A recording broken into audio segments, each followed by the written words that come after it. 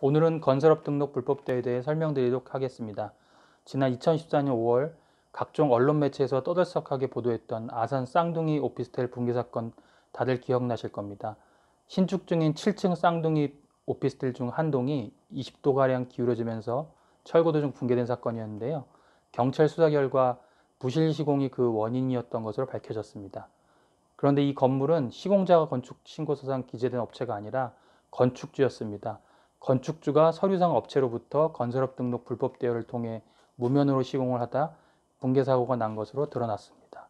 이처럼 건설업 등록 불법 대여는 부실 시공, 임금 체불, 세금 탈루 등 각종 사회 문제를 야기하고 있어 반드시 뿌리 뽑아야 할 공공의 적과 같은 문제로 지적돼 왔습니다.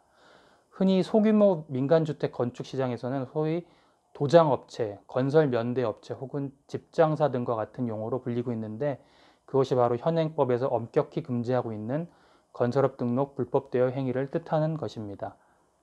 먼저 건설업 등록 불법 대여의 현황에 대해 살펴보도록 하겠습니다.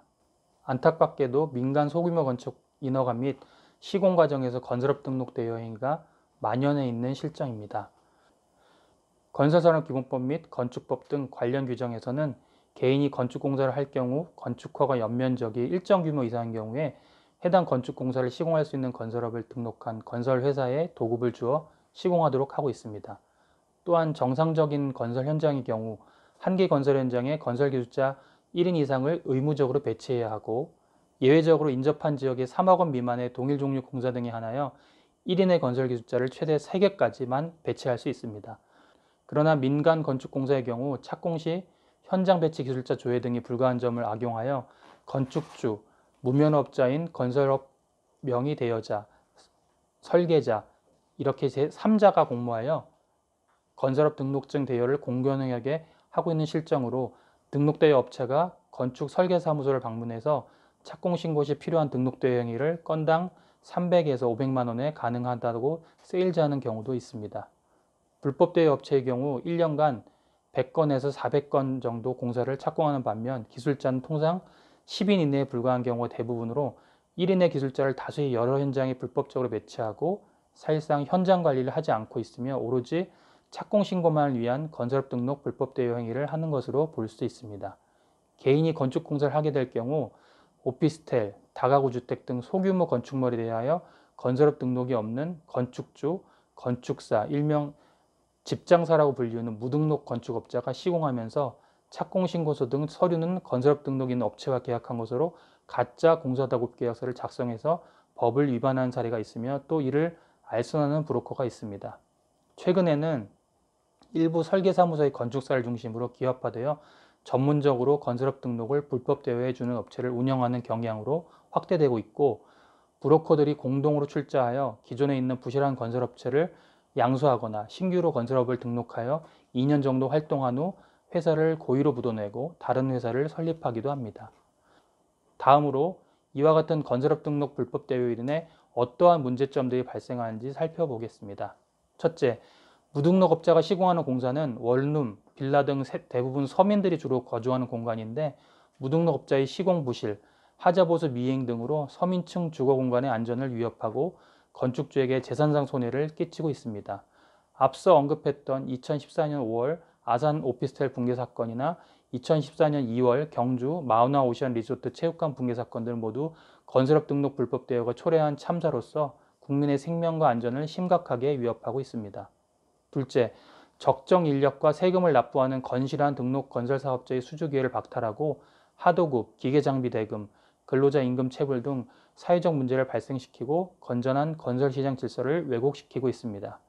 셋째, 건설업 등록 불법 대여 업체들은 착공 신고 후 폐업, 재등록을 반복하여 부가세, 법인세 및 산재 고용보험료 등을 징수할 수 없게 만들어 결국 각종 세금 및 4대 보험 탈루로 이어져 사회적 폐해가 심각한 수준입니다. 탈세 규모는 연간 3천억 규모로 추정되며 4대 보험 누수액도 수백억 원에 이를 것으로 보고 있습니다. 다음으로 건설업 등록 불법 대여 금지에 관한 관련 규정을 살펴보도록 하겠습니다. 건설산업기본법 제16조 제1항에서는 종합공사를 도급받으려는 자는 해당 종합공사를 시공하는 업종을 등록하도록 하고 있습니다. 제21조 제2항에서는 건설사업자는 다른 사업자에게 자기의 상명이나 상호를 사용하여 건설공사를 수급 또는 시공하게 하거나 건설업 등록증 또는 건설업 등록수첩을 빌려주는 행위를 금지하고 있고, 제2항에서는 건설사업자로부터 그 성명이나 상호를 빌려 건설공사를 수급 또는 시공하거나 건설업 등록증 또는 건설업 등록수첩을 빌리는 행위를 금지하고 있고, 제3항에서는 제1항 및 제2항에서 금지된 대여하는 행위 및 대여받는 행위를 알선하는 행위를 금지하고 있으며, 제4항에서는 건축주로 하여금 제1항을 위반한 건설사업자 또는 제2항을 위반한 자와 공모하여 건설공사를 도급 또는 시공하게 하는 행위를 금지하고 있습니다. 또 21조의 2에서는 국가기술 자격증 또는 건설기술 경력증을 다른 자에게 빌리거나 빌려주는 행위를 금지하고 있습니다. 그리고 건축법 제21조 제5항에서는 건축주로 하여금 건설산업기본법 제41조를 위반하여 건축물의 공사를 하거나 하게 할 수 없도록 규정하여 건축허가 연면적이 일정 규모 이상인 건축물은 해당 건축공사를 시공할 수 있는 건설업을 등록한 건설회사에 도급을 주어 시공하도록 하고 있습니다. 다음으로 건설업 등록 불법 대여 행위에 대한 제재 및 처벌에 대해 구체적으로 살펴보도록 하겠습니다. 우선 위반 시 행정제재 처분으로는 건설산업기본법 제83조 제5호에서 다른 사람에게 자기의 성명이나 상호를 사용하여 건설공사를 수급 또는 시공하게 하거나 이를 알선한 경우, 또는 건설업 등록증이나 건설업 등록수첩을 빌려주거나 이를 알선한 경우 건설업 등록을 필요적으로 말소하도록 하고 있고, 제83조 제6호에서는 국가기술 자격증 또는 건설기술 경력증을 다른 자에게 빌려 건설업의 등록 기준을 충족시키거나 국가기술 자격증 또는 건설기술 경력증을 다른 자에게 빌려주어 건설업의 등록 기준에 미달한 사실이 있는 경우 건설업 등록을 필요적으로 말소하도록 하고 있습니다.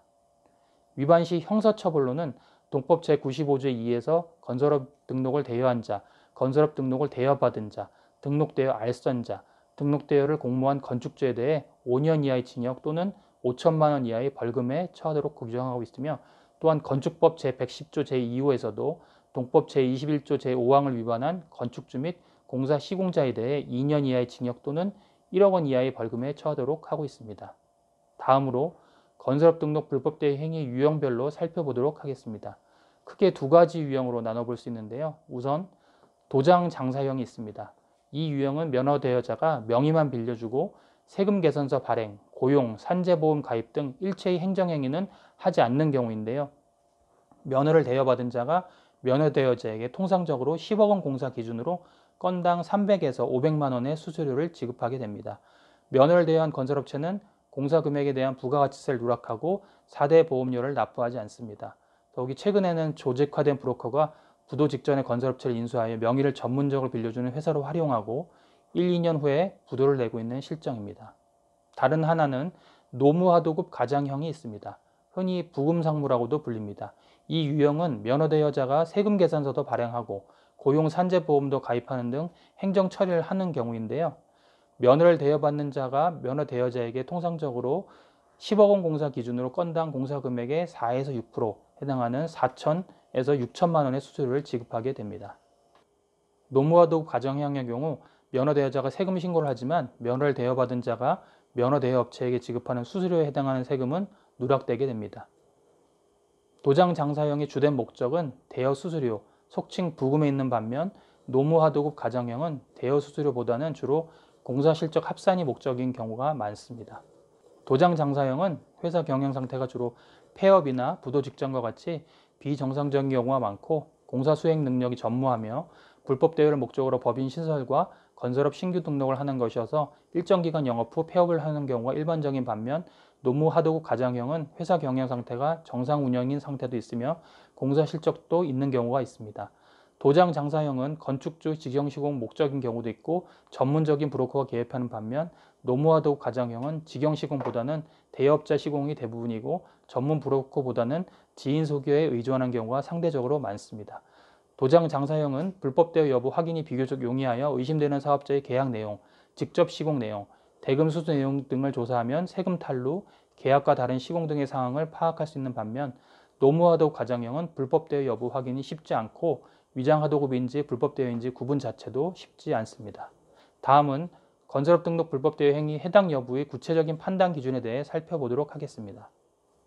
첫째, 건설업자가 다른 사람에게 자기의 성명이나 상호를 사용하여 건설공사를 수급 또는 시공하게 한 경우의 판단 기준을 살펴보면 건설산업기본법 제21조가 금지하고 있는 다른 사람에게 자기의 성명 또는 상호를 사용하여 건설공사를 시공하게 하는 행위란 타인이 자신의 상호나 이름을 사용하여 자격을 갖춘 건설업자로 행세하면서 건설공사를 시공하려는 것을 알면서도 그와 같은 목적에 자신의 상호나 이름을 사용하도록 승낙 내지 양해한 경우를 의미한다고 해석함이 상당하다고 보고 있습니다.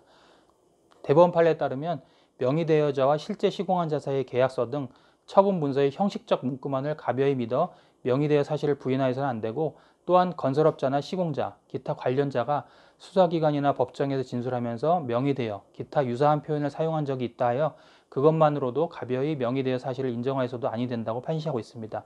즉 건설업자 자신이 그 건설공사에 실질적으로 관여할 의사로 수급했는지, 또 그 수급과 시공 과정에 실질적으로 관여했는지 여부에 따라 객관적으로 판단해야 하며 사실관계들을 종합적으로 고려해서 판단하는 것으로 보고 있습니다.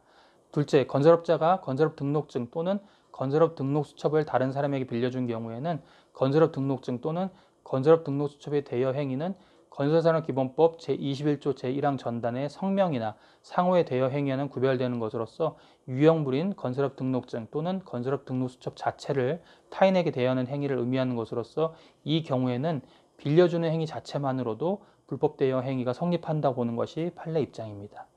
이와 같이 판례는 기본적으로 건설산업기본법 제21조 제1항 전단의 성립요건과 후단의 성립요건과 관련하여 각각 별개의 판단 기준을 적용하여 불법 대여 성립 여부를 판단하는 것으로 볼 수 있습니다.